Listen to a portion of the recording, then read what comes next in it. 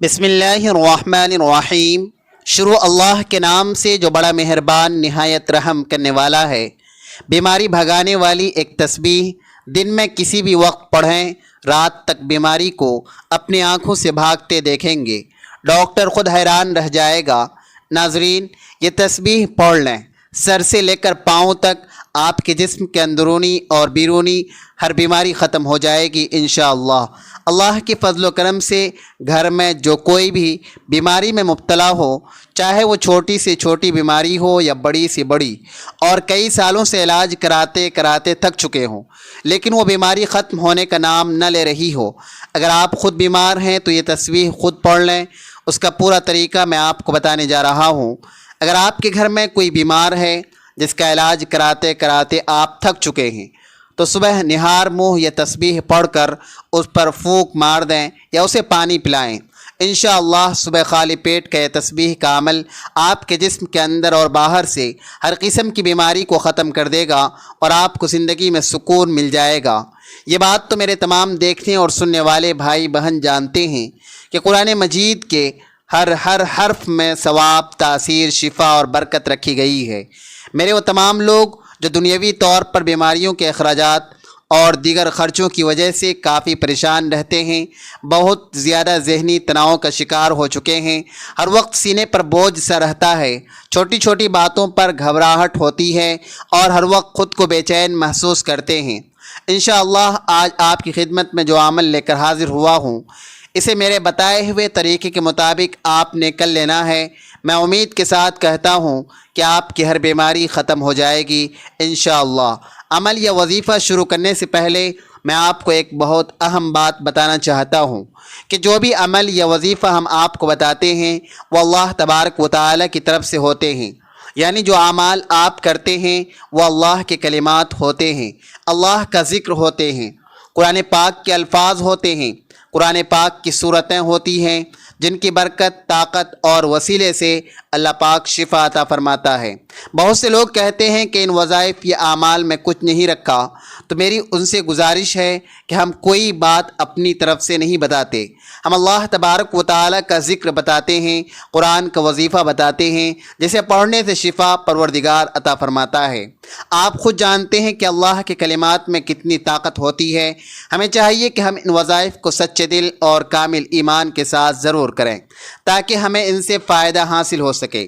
اگر آج کی یہ تسبیح پڑھ لینے سے ڈاکٹروں کے خرچے بچ جاتے ہیں، ادویات کے خرچے بچ جاتے ہیں اور مریض صحت یاب ہو جاتا ہے، تو آپ بتائیں اس سے بڑی کامیابی اور کیا ہو سکتی ہے؟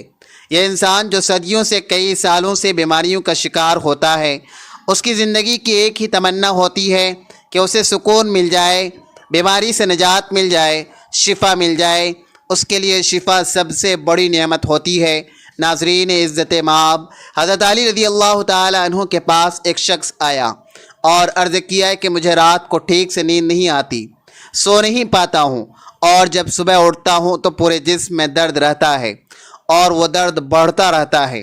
جب اس نے اپنی بات حضرت علی رضی اللہ تعالی عنہ کو بیان کر دی تو انہوں نے فرمایا کہ اے شخص، اگر تم رات کو پانی پیتے ہو تو پانی پینا بند کر دو، کیونکہ یہ انتہائی نامناسب ہے۔ رات کو پانی پینے سے درد شروع ہو جاتا ہے، لیکن اللہ پاک اسے شفا دینا چاہے تو دے سکتے ہیں، ورنہ اس کا علاج ناممکن ہے۔ ناظرین عزت مآب، پانی جسم کے لیے ایک انتہائی اہم چیز ہے۔ جب ہم مناسب مقدار میں پانی نہیں پیتے تو ہمارے جسم میں پانی خشک ہو جاتا ہے۔ اکثر رات کے وقت ہمیں پانی کی ضرورت محسوس ہوتی ہے اور لوگ رات کو اٹھ کر پانی پیتے ہیں، لیکن اب جدید میڈیکل سائنس نے بھی رات کو پانی پینے سے منع کر رہا ہے۔ ان کا کہنا ہے کہ بستر پر جانے سے قبل پانی کا استعمال نیند کو متاثر کرتا ہے اور اس عادت کے نتیجے میں بیت الخلاء کے لیے بار بار اٹھنا پڑتا ہے۔ جب انسان گرم بستر سے اچانک بیت الخلاء جاتا ہے تو جسم ٹھنڈا پڑ جاتا ہے، جو صحت کے لیے نقصان دہ ہے۔ دوسری بڑی وجہ گردوں سے متعلق ہے۔ آپ سب جانتے ہوں گے کہ رات کو گردے اپنے کام میں بہت سست ہو جاتے ہیں۔ یہی وجہ ہے کہ کچھ افراد صبح اٹھنے پر ہاتھوں اور چہرے پر سوجن کا شکار ہو جاتے ہیں۔ اس لیے رات کو سونے سے پہلے پانی پینا ایسے افراد کے لیے مسائل بڑھا سکتا ہے۔ تیسری بڑی وجہ یہ ہے کہ اگر آپ سونے سے پہلے پانی پیتے ہیں تو یہ نیند میں مداخلت کی بڑی وجہ بنتا ہے۔ وزن کم کرنے کے لیے پانی کی طرح نیند بھی ایک اہم چیز ہے۔ میڈیکل سائنس کہتی ہے کہ 6 سے 8 گھنٹے کی نیند زندگی میں اہم تبدیلی لا سکتی ہے۔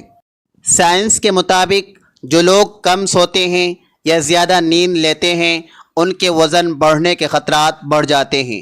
زندگی میں نیند کی اہمیت سے انکار ممکن نہیں۔ نیند کی کمی بیماری کا باعث بن سکتی ہے، جبکہ مناسب وقت تک سونا لمبی زندگی کے حصول میں مددگار ثابت ہو سکتا ہے۔ ایک رات کی خراب نیند اگلے دن کو خراب کر سکتی ہے، یعنی کام پر توجہ نہیں رہتی یا غلطیاں ہونے لگتی ہے۔ تمام نیند کی کمی سے قطع نظر اکثر افراد کو ایک عجیب مسئلے کا سامنا ہوتا ہے، اور وہ ہے سونے کے بعد آدھی رات کو اچانک آنکھ کھل جانا۔ اللہ تبارک و تعالی نے رات آرام کے لیے بنائی۔ رات بھر کی پرسکون نیند انسان کو اگلے دن کے لیے چاق و چوبند کر دیتی ہے۔ انسانی جسم کو اللہ تبارک و تعالی نے ایک توازن کے ساتھ تخلیق کیا ہے۔ اس توازن میں جسم کا بگاڑ اس کے اندر کسی خرابی کی نشاندہی کرتا ہے۔ چینی ماہرین کی تحقیق کے مطابق اگر انسان کی آنکھ ہر روز رات کے کسی خاص وقت میں کھلتی ہے تو اس کا واضح مطلب کسی جسمانی یا روحانی خرابی سے ہو سکتا ہے۔ ناظرین، اس کے علاوہ بھی بہت سی وجوہات ہو سکتی ہے کہ آنکھ کیوں کھلتی ہے۔ اکثر لوگوں کی شکایت ہوتی ہے کہ ان کی نیند اچانک کھل جاتی ہے اور اس وجہ سے نیند خراب ہوتی ہے۔ ہم میں سے شاید کوئی بھی ایسا نہیں جو رات میں 1 یا 2 مرتبہ جاگتا نہ ہو، کیونکہ کبھی کسی فکر یا پریشانی کی وجہ سے یا کبھی برا خواب دیکھنے پر اچانک بیدار ہو جاتا ہے۔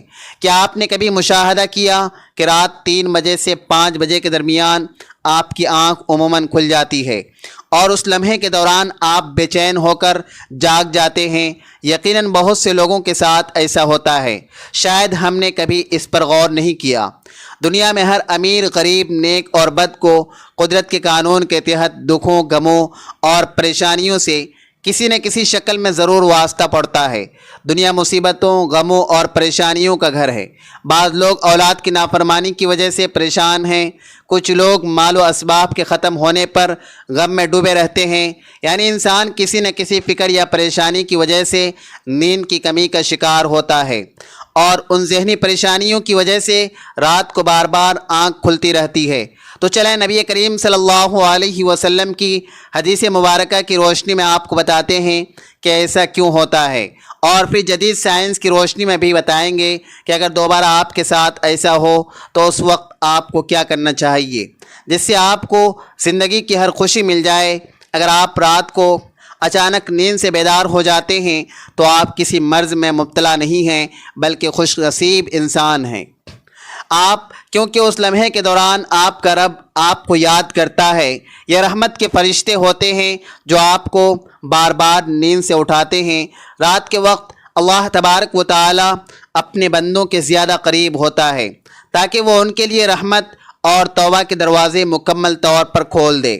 حضرت ابو ہریرہ رضی اللہ تعالی عنہ سے مروی ہے کہ حضور اکرم صلی اللہ علیہ وسلم نے فرمایا، ہمارا پروردگار ہر رات آسمانی دنیا پر نزول فرماتا ہے۔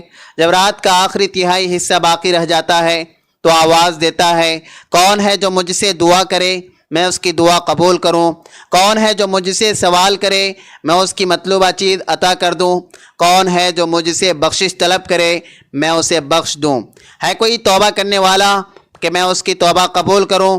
ہے کوئی سائل جسے میں عطا کروں یہاں تک کہ صبح ہو جاتی ہے؟ اسی طرح ایک اور حدیث مبارکہ کے الفاظ ہیں۔ حضرت ابو سعید خدری رضی اللہ تعالی عنہ اور حضرت ابو ہریرہ رضی اللہ تعالی عنہ سے مروی ہے کہ رسول اکرم صلی اللہ علیہ وسلم نے فرمایا، اللہ تبارک و تعالی توقف کرتا ہے حتیٰ کہ رات کا 1/3 حصہ گزر جاتا ہے، پھر آسمانی دنیا پر نزول فرماتا ہے اور آواز دیتا ہے کہ ہے کوئی مغفرت کا طلبگار کہ میں اس کی مغفرت کروں؟ ہے کوئی توبہ کرنے والا میں اس کی توبہ قبول کروں؟ ہے کوئی سائل میں اسے عطا کروں؟ ہے کوئی دعا کرنے والا میں اس کی دعا قبول کروں؟ حتیٰ کہ فجر ہو جاتی ہے۔ ناظرین، ان احادیث کا مقصد یہ ہے کہ آپ کو اس قیمتی وقت کی اہمیت بتائی جائے۔ یہ وقت کتنی اہمیت کا حامل ہے۔ جب ہمارا مالک ایسی آواز دیتا ہے، مانگ لو مجھ سے جو اس وقت مانگنا ہے، اگر آپ کی آنکھ رات کو کھل جاتی ہے تو فوراً اٹھیں اور اپنے رب سے اپنے لیے مانگ لیں۔ سیدنا عبادہ بن صامت رضی اللہ تعالی عنہ سے روایت ہے کہ انہوں نے نبی کریم صلی اللہ علیہ وسلم کو فرماتے ہوئے سنا، جو شخص رات کو اٹھے اور دعا کرے کہ اے اللہ مجھے بخش دے، اس کی دعا قبول ہوگی۔ اگر وہ وضو کرے اور نماز پڑھے تو اس کی نماز قبول ہوگی۔ یہاں نماز سے مراد تہجد کی نماز ہے۔ دوسری حدیث سنیے، حضرت سیدنا ابو سعید خدری رضی اللہ تعالی عنہ روایت کرتے ہیں کہ میں نے نبی اکرم صلی اللہ علیہ وسلم کو فرماتے ہوئے سنا، جب تم میں سے کوئی ایسی خواب دیکھے جسے وہ پسند کرتا ہے تو وہ اللہ تبارک و تعالیٰ کی طرف سے ہے، اسے اللہ کا شکر ادا کرنا چاہیے، اور اگر اس کے علاوہ کوئی ایسی چیز دیکھے جسے وہ ناپسند کرتا ہے تو وہ شیطان کی طرف سے ہے، اس کے شر سے پناہ مانگے، اس کا ذکر کسی سے نہ کرے تو وہ اسے نقصان نہیں پہنچائے گا۔ اکثر لوگ برے خواب بیان کرتے ہیں اور تعبیروں کے بارے میں پوچھتے ہیں۔ اس بات کو ملحوظ رکھیں کہ بہتر ہے کہ برے خوابوں کی تعبیر نہ پوچھیں۔ جب کبھی رات کو آنکھ کھلے تو نبی کریم صلی اللہ علیہ وسلم کے ان فرامین پر ضرور عمل کریں۔ اگر آپ کا بستر سے اٹھنے کا دل نہ کرے تو پہلی حدیث مبارکہ پر عمل کر کے 2 سے 5 منٹ کے لیے دعا کریں کہ اے اللہ مجھ پر اپنی رحمت فرما اور اس مقدس لمحے سے فائدہ اٹھانے کی ہمت اور توفیق عطا فرما۔ اس وقت آپ کو بار بار پکارا جاتا ہے۔ انسان کو جس مقصد کے لیے پیدا کیا گیا ہے اسے پہچانیں اور اسے پورا کریں۔ ناظرین عزت مآب، قرآن مجید میں اللہ تبارک و تعالی نے اپنے مومن بندوں کی یہ صفت بیان فرمائی ہے کہ وہ رات کے وقت تھوڑا سوتے ہیں اور آخر رات مغفرت مانگتے ہیں۔ ناظرین، ہر چیز کے پیدا ہونے اور پروان چڑھنے کا ایک خاص موسم ہوتا ہے۔ ہریالی اور خوبصورتی بہار کے موسم میں دیکھنے کو ملتی ہے۔ اسی طرح چاند 29 دن کے سائیکل کے بعد پھر سے چمکنا شروع کر دیتا ہے۔ اسی طرح رات کے پچھلے حصے میں روحانی دنیا کے بہار کا موسم ہوتا ہے، رحمت کے نزول کا وقت ہوتا ہے۔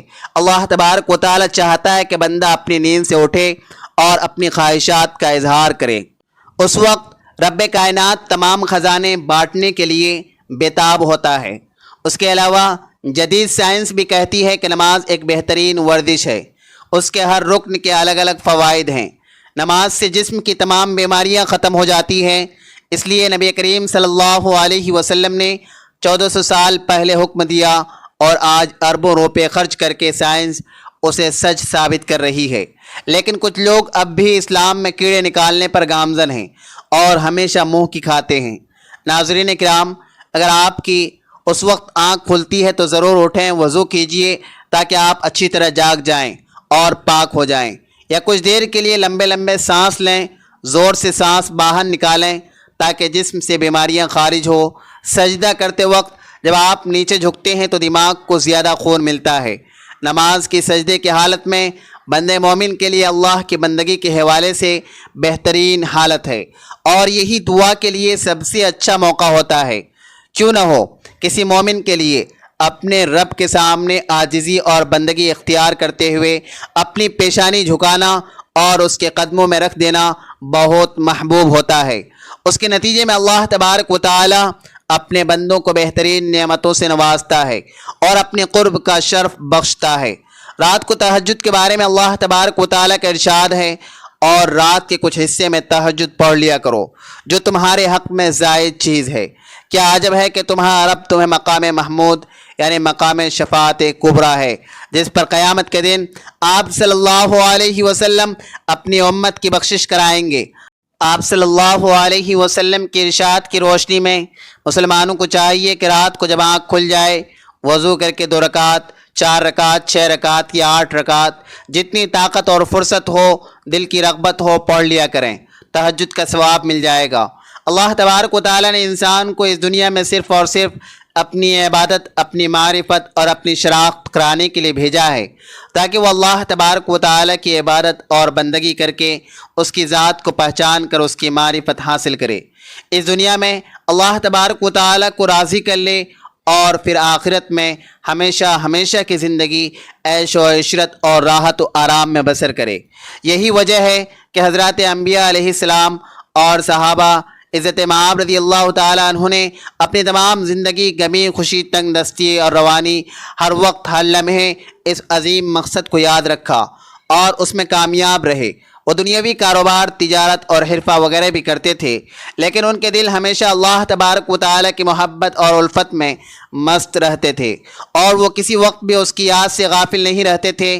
ایسے ہی لوگوں کے بارے میں اللہ تبارک و تعالیٰ نے قرآن مجید میں فرمایا، یہ وہ لوگ ہیں جنہیں کوئی تجارت یا خرید و فروخت اللہ کی یاد سے غافل نہیں کرتی، نہ نماز قائم کرنے سے اور نہ زکوٰۃ دینے سے۔ یہی وہ لوگ ہیں جو رات جیسے پرسکون وقت میں بھی راحت و آرام کے بجائے اپنے محبوب حقیقی کے سامنے عبادت و بندگی کے لیے دست بستہ کھڑے ہوتے ہیں، اور نماز میں اس کے سامنے نیاز میں مشغول ہو جاتے ہیں۔ اللہ تبارک و تعالی انہی لوگوں کا قرآن مجید میں مختلف انداز میں ذکر فرمایا ہے۔ چنانچہ ایک جگہ ارشاد ہے کہ ان کے پہلو رات کے وقت اپنے بستروں سے جدا رہتے ہیں، وہ اپنے رب کو ڈر اور امید کے ملے جلے جذبات کے ساتھ پکار رہے ہوتے ہیں، اور ہم نے انہیں جو رزق دیا ہے وہ اس میں سے اللہ کے راستے میں خرچ کرتے ہیں۔ چنانچہ اس نفس کو کچھ پتہ نہیں کہ ایسے لوگوں کے لیے آنکھوں کی ٹھنڈک کا سامان ان کے اعمال کے بدلے میں چھپا کر رکھا گیا ہے۔ ایک دوسری جگہ ارشاد باری تعالیٰ ہے، وہ رات کے وقت کم سوتے تھے اور سحری کے اوقات میں استغفار کرتے تھے۔ حضرت عبداللہ بن سلام رضی اللہ تعالیٰ عنہ فرماتے ہیں کہ جب حضور اکرم صلی اللہ علیہ وسلم مدینہ منورہ تشریف لائے تو لوگ آپ صلی اللہ علیہ وسلم کی طرف دوڑنے لگے اور کہنے لگے، حضور صلی اللہ علیہ وسلم تشریف لائے ہیں۔ میں بھی لوگوں کے ساتھ آیا کہ دیکھوں کہ واقعی آپ صلی اللہ علیہ وسلم نبی ہیں یا نہیں۔ میں نے آپ صلی اللہ علیہ وسلم کا چہرہ مبارک دیکھ کر کہا، یہ چہرہ جھوٹے شخص کا نہیں ہو سکتا۔ وہاں پہنچ کر سب سے پہلا ارشاد جو حضور صلی اللہ علیہ وسلم کی زبان مبارک سے سنا وہ یہ تھا کہ لوگوں آپس میں سلام کا رواج ڈالو، غربا کو کھانا کھلاؤ، صلہ رحمی کرو، اور رات کے وقت جب سب لوگ سوتے ہوں تہجد کی نماز پڑھا کرو تو سلامتی کے ساتھ جنت میں داخل ہو جاؤ گے۔ حضرت علی رضی اللہ تعالی عنہ سے مروی ہے کہ حضور اکرم صلی اللہ علیہ وسلم نے ارشاد فرمایا، جنت میں ایسے بالا خانے ہیں جو آئینوں کے بنے ہوئے ہیں، ان کے اندر سب چیزیں باہر سے نظر آتی ہیں۔ صحابہ رضی اللہ تعالی عنہ نے عرض کیا، یا رسول اللہ، یہ کون لوگ ہیں، یہ کن لوگوں کے لیے ہیں؟ حضور صلی اللہ علیہ وسلم نے فرمایا، جو اچھی طرح بات کریں، غربا کو کھانا کھلائیں، ہمیشہ روزہ رکھے، اور اس وقت رات کو تہجد پڑھیں جب لوگ سو رہے ہوں۔ حضرت بلال حبشی رضی اللہ تعالی عنہ سے روایت ہے کہ رسول اللہ صلی اللہ علیہ وسلم نے ارشاد فرمایا، تم رات کے جاگنے کو لازم پکڑو، کیونکہ یہ تم سے پہلے صالحین اور نیک لوگوں کا طریقہ ہے۔ رات کا قیام اللہ تبارک و تعالیٰ کی طرف سے تقرب کا ذریعہ ہے، گناہوں کے لیے کفارہ ہے، گناہوں سے روکنے والی اور حسد سے دور کرنے والی چیز ہے۔ قیام اللیل تو میری آپ سب بھائیوں بہنوں سے گزارش ہے کہ جو تسبیح میں آپ کو بتانے جا رہا ہوں وہ تسبیح کون سی ہے۔ آج جو طریقہ میں آپ کو بتانے جا رہا ہوں اس طریقے سے آپ نے تسبیح کرنی ہے، پھر دیکھیں اللہ پاک آپ کو شفا عطا فرمائے گا، صحت والی زندگی عطا فرماوے گا۔ لیکن جب کوئی ڈاکٹر میڈیسن دیتا ہے تو وہ اس کا پورا طریقہ بتاتا ہے کہ اس میڈیسن کو آپ نے اس طرح استعمال کرنا ہے۔ اس لیے جو طریقہ میں نے آپ کو بتایا ہے، اگر آپ ڈاکٹر کے طریقے کے خلاف جائیں گے، اپنی مرضی سے وہ میڈیسن استعمال کریں گے تو ہو سکتا ہے کہ آپ کو اس کا فائدہ حاصل نہ ہو۔ اسی طرح جو طریقہ میں آپ کو بتانے جا رہا ہوں اس طریقے سے آپ نے تسبیح کرنی ہے۔ یقین کریں کائنات میں کسی بھی فرد کو کوئی بھی بیماری لگ گئی ہو، کوئی ذہنی الجھن ہو، کوئی قلبی بے چینی ہو، کالا پیلا جادو ہو یا جنات کا سایہ ہو، آج کی یہ تسبیح پڑھنے کے بعد آپ اپنے اندرونی حالات کو بدلتے ہوئے خود دیکھ لیں گے، بیماریوں کو اپنی زندگی سے جاتے ہوئے دیکھ لیں گے۔ اس تسبیح کو آپ نے کس طرح پڑھنا ہے بڑی توجہ سے نوٹ فرمائیں۔ بیماری بھگانے والی ایک تسبیح دن میں کسی بھی وقت پڑھیں، بیماری کو اپنی آنکھوں سے بھاگتے دیکھیں گے۔ یہ کلمات آپ نے سجدے کی حالت میں ایک تسبیح پڑھنی ہے، باوضو ہو کر اول و آخر درود شریف کے ساتھ۔ درود شریف چاہے کوئی بھی ہو، کلمات یہ ہیں، ان کلمات کو آپ نے پڑھنا ہے، انشاءاللہ آپ کی تمام بیماریاں دور ہو جائیں گی۔ بیماری میں پریشان ہو کر انسان روحانی علاج بھی کرنا چاہتا ہے لیکن اسے درست راستہ نہیں ملتا اور وہ ٹوٹکوں میں لگ جاتا ہے۔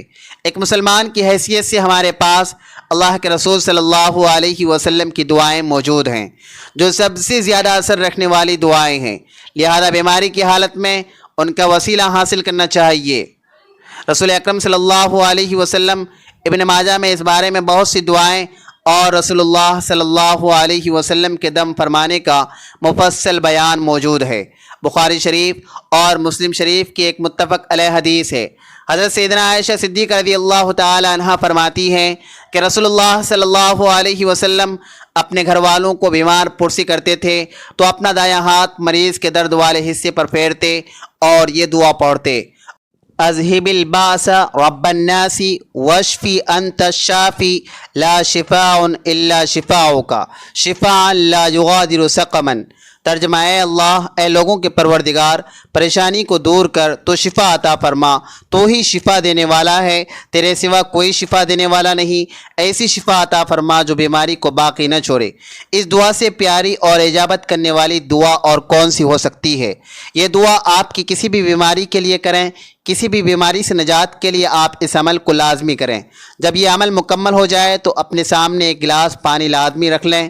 یہ عمل مکمل ہونے کے بعد اس پانی کے گلاس پر پھونک مار کر وہ پانی خود پی لیں۔ اگر آپ خود کسی بیماری میں مبتلا ہیں تو اس پانی کو خود پی لیں، ورنہ اس مریض کو وہ پانی پلائیں، پانی پر پھونک مار کر خود بھی پی لیں اور گھر میں جو کوئی بیمار ہے اسے بھی پلائیں۔ ایک دن یہ عمل کر لیں، یقین مانیں دوسرے دن جب آپ اس عمل کو کریں گے، اس کی نیت کریں گے تو مریض کی طبیعت بہتر ہونا شروع ہو جائے گی انشاءاللہ۔ اس تسبیح میں اتنی برکت اور طاقت رکھی گئی ہے کہ اگر آپ کا مریض کسی ہسپتال کے ICU میں بھی پڑا ہوا ہے تو اسے بھی اس طرح یہ عمل کر کے وہ پانی پلائیں تو مریض اٹھ کر بیٹھ جائے گا انشاءاللہ۔ قرآن پاک میں بہت زیادہ شفا ہے، ہر صورت میں برکت اور طاقت رکھی گئی ہے۔ میرے وہ تمام بھائی بہن جو اپنے گھر میں بیماریوں کی وجہ سے پریشان ہیں، چاہے وہ چھوٹی ہو بڑی ہو، آج کا یہ عمل ضرور کر لیں۔ ایک بات میری ہمیشہ کے لیے پڑھ لے مان لیں کہ جسمانی بیماری بہت چھوٹی چیز ہے، اصل بیماری سوچ کی بیماری ہوتی ہے۔ جس طرح دیمک لکڑی کو چار جاتی ہے، اسے اندر سے کھا جاتی ہے، اسی طرح منفی سوچ بیماریوں کی طرح جسم کو اندر سے کھا جاتی ہے۔ اپنی سوچ کو مثبت رکھیں۔ سید عالم صلی اللہ علیہ وسلم نے ارشاد فرمایا: بے شک بہترین دوست اور وفا کرنے والی پاک ذات صرف اللہ کی ہے۔ ہر شے اللہ تبارک و تعالی کی ملکیت ہے۔ جو بھی اسے سچے دل سے پکارتا ہے وہ اس کی دعا ضرور سنتا ہے۔ اللہ پاک اس تسبیح کی برکت سے میرے تمام بھائیوں بہنوں کی پریشانیوں کو دور فرمائے۔ اے اللہ، ہم تیرے گنہگار بندے ہیں، تیرے خطاکار بندے ہیں، ہمارے گناہوں کو معاف فرما، ہماری خطاؤں کو معاف فرما۔ اے اللہ، ہم اپنے اگلے پچھلے صغیرہ کبیرہ تمام گناہوں خطاؤں اور نافرمانیوں کی معافی مانگتے ہیں۔ اے اللہ، ہم اپنے گناہوں سے توبہ کرتے ہیں، ہماری توبہ قبول فرما۔ اے اللہ، ہم گنہگار ہیں، خطاکار ہیں، بدکار ہیں، تیرے احکام کی نافرمانی کرنے والے ہیں، ناشکرے ہیں، لیکن میرے معبود تیرے نام لینے والے بندے ہیں، تیری توحید کی گواہی دیتے ہیں۔ تیرے سوا کوئی عبادت کے لائق نہیں، تیرے سوا کوئی بندگی کے لائق نہیں، تیرے سوا کوئی تعریف کے لائق نہیں۔ ہمارے معبود، ہمارے گناہ تیری رحمت سے بڑے نہیں ہیں، تو اپنی رحمت سے ہمارے گناہ معاف کر دے۔ اے اللہ پاک، ہمیں گمراہی کے راستے سے ہٹا کر صراط مستقیم پر چلا۔